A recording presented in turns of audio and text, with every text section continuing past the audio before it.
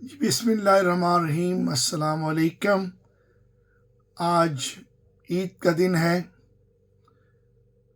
आज फिर आपके हमारे मुस्लिम उम्मा के पाकिस्तान की सबसे बड़ी जमात पीटीआई के सरबराह मुर्शद दरवेश इमरान खान साहब चौथी ईद भी जेल में गुजारेंगे, इसलिए कि पाकिस्तान के करप्ट निज़ाम में जिस तरीके से उन पर जेली केसेस बनाकर उनको जेल में रखा हुआ है, कल उम्मीद थी कि उनकी ज़मानत हो जाएगी, क्योंकि वो तोशाखाना 2 केस जो है वो एक बेबुनियाद झूठा मुकदमा है। लेकिन कल भी इमरान खान साहब की और बुशरा बीबी की ज़मानत नहीं हो सकी, जिसकी वजह से वो चौथी ईद भी पाबंद सलासल ही मनाएंगे। कितने अफसोस की बात है। पाकिस्तान इस्लाम के नाम पर बना और वहाँ का निज़ाम जो है वो suppose to be an Islamic होना था।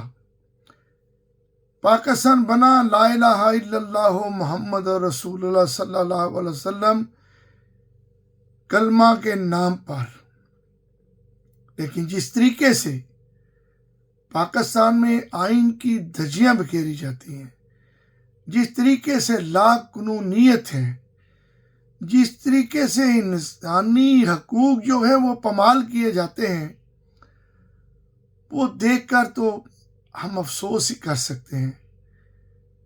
और अभी तो हमारे जो चीफ ऑफ आर्मी स्टाफ और फील्ड मार्शल वो हाफ़िज़ कुरान भी हैं, लेकिन क्या वजह इन हुक्मरानों पर और इस्टेब्लिशमेंट पर इस्लाम का कोई असर नहीं हो रहा, और एक सच्ची आशिक रसूल और एक मुहिब वतन पाकिस्तानी को नाहक जेल में रखा हुआ है। एक ऐसा शख्स जो नाहक कैद है और वो अवाम का मुंतखब वज़ीर आज़म है।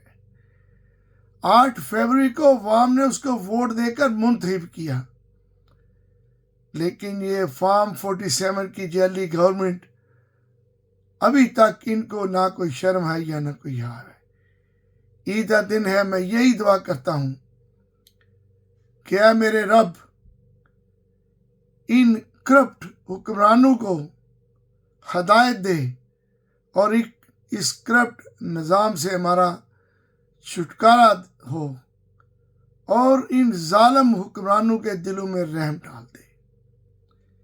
मेरी फैमिली की तरफ से तमाम ओवरसीज़ पाकिस्तानियों को, तमाम मुसलमान जो मेरा ये प्रोग्राम देख कर सुन रहे हैं, तमाम पीटीआई के कायदीन जो जेलों से बाहर हैं और जो पाबंद सलासल हैं, तमाम वो कारकुन इस वक्त जेलों में हैं और वो जेल की सख्तियाँ बर्दाश्त करके बाहर निकले हैं।